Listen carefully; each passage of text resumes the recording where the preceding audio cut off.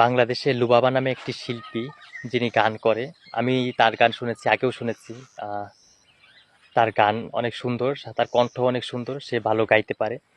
কিন্তু সে আ ইদানিং যে কাজটা করেছে, ১৭ বছর বয়সেই সে বিয়ে করেছে। অনেকেই আবার দেখছি সেটাকে সমর্থন করে এবং সমর্থন করতেছে।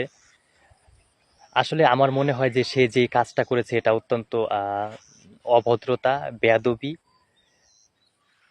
সে একজন সাংস্কৃতিক মনা হয়ে সে কিভাবে এই কাজটা করলো, এটা আসলেই দুঃখজনক বিষয়। তাকে যেহেতু চিনে, তার যেহেতু কিছু বৃন্দ অবশ্যই রয়েছে। সে যেহেতু গান করে, গান অনেকেই শোনে, আমিও তার গান শুনেছি। আরও অনেকে আছে। সে আবার হিজাব-টিজাব পরে। সে পড়ুক, অসুবিধা নাই। এটা তার ব্যক্তিগত বিষয়। পোশাকটা হলো একদম নিজস্ব ব্যক্তিগত বিষয়। যে যাই পড়ুক না কেন, সেটাকে আমাদের সমর্থন করা উচিত। আর আমিও খুব মানে সেটা পজিটিভ ভাবেই নিয়েছি যে হিজাব পরেও সে গান করছে। এটা তো অনেক ভালো একটা দিক। হিজাব পরেও যে গান করে সেটা আসলেই ভালো একটা দিক। দিন, দিন আরও মানুষ এগিয়ে যাচ্ছে। তো যাই হোক, সে কথা বাদ দিলাম। সে যে কাজটা করেছে, ১৭ বছরের বিয়ে, এটা অত্যন্ত দুঃখজনক বিষয় এবং সে যে কাজটা করেছে এটা এক ধরনের বেয়াদবি, এক ধরনের অভদ্রতা। এবং আমরা দেখতে পাচ্ছি যে সে যে কাজটা করেছে সেটা কিন্তু প্রচুর পরিমাণে নিউজ হয়েছে এবং বিভিন্ন মানুষের টাইমলাইনে পোস্ট করেছে, বিভিন্ন মানুষ সেটা নিয়ে কথা বলেছে। কিন্তু আইনিভাবে কিন্তু সেভাবে কিন্তু তার বিরুদ্ধে কোনো দেখলাম না, তার বিরুদ্ধে কোনো একটা আহ, পদক্ষেপ নিতে। এবং সে যখন দেখলো যে কিছু কিছু মানুষ, প্রগতিশীল মানুষ তো অবশ্যই বাংলাদেশে আছে, ভালো মানুষ আছে যারা আসলে এই দেশটার ভালো চায়, মানুষের ভালো চায়, তারা বলেছে, এটার বিরোধিতা করেছে তারা, এবং তারা এটা নিয়ে সমালোচনা করেছে। তো যখন দেখলো যে সমালোচনা করেছে, তখন সে কি বলল যে সে নাকি বাগদান সম্পন্ন করেছে। তো তাহলে সে যেহেতু তার বিয়ের দরকার, সে একটা বছর অপেক্ষা করতে পারতো। একটা বছর অপেক্ষা করার পর সে বাগদান সম্পূর্ণ করত। সে এভাবে সে একজন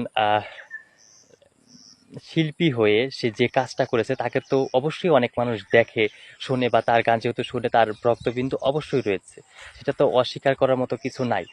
তো সে যে কাজটা করেছে, তার যে কাজটা দেখে অনুপ্রাণিত হয়ে আর যে ১০ জন মানুষ যে কাজটা করবে, আর যে ১০ জন মেয়েরাও বাল্য বিয়ের সাথে জড়িয়ে পড়বে। এমনিতেই বাংলাদেশে বাল্য বিয়ে নিয়ে অনেক সমস্যা। আমি এটা নিয়ে পত্রিকাতেও লিখেছি এবং বিভিন্ন সময় কথা বলেছি। আমি আমার ফেসবুক পেজেও বিভিন্নভাবে লেখালেখি করেছি যে সমস্যাটা। সেটাকে তো সে আরও উস্কে দিল। সে আরও সেটাকে উস্কে দিল। তো তার বিরুদ্ধে কি কোনো পদক্ষেপ নিয়েছে কোনো আহ, আমাদের দেশে যে গভর্নমেন্ট রয়েছে তার বিরুদ্ধে কোনো পদক্ষেপ নিয়েছে? নেয়নি। এবং মানবাধিকার বিভিন্ন সংস্থা আছে যারা বাল্যবিয়ের বিরুদ্ধে কাজ করে এবং বাল্যবিয়ে নির্মূল করার যে একটা উদ্দেশ্য আছে সেটা নিয়েই কাজ করে। তারাও কি কোনো পদক্ষেপ নিয়েছে? আমি তো এখনো দেখিনি। আপনারা দেখে থাকলে অবশ্যই আমাকে কমেন্টে জানাবেন। আমি এখন পর্যন্ত দেখিনি। সে যে এই বিয়ের যে ঘোষণাটা দিল, সে ১৭ বছর, তখনই তো তার সাথে সাথেই তো সেই পদক্ষেপটা নেওয়া উচিত ছিল। তাহলে মানুষ দেখতো এবং তার যে অনুসারী আছে তারাও দেখতো, বুঝতো যে এটা আসলেই অপরাধ।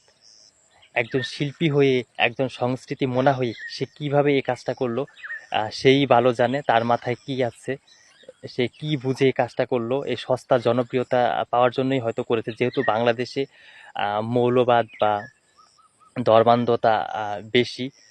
তো সেই অংশের মানুষটা তার প্রতি যাতে আকৃষ্ট হয়, তার গান যাতে আরো শোনে, আরো যাতে ভাইরাল হয়, আরো যাতে বেশি বেশি বেশি প্রশংসা শুনতে পায়, সেজন্যই হয়তো সেই কাজটা করেছে। সেটা আমি আমার দিক থেকে মনে করি। কারণ এ ধরনের কাজ অনেকেই কিন্তু মনে থাকে এক, মুখে বলে আরেক।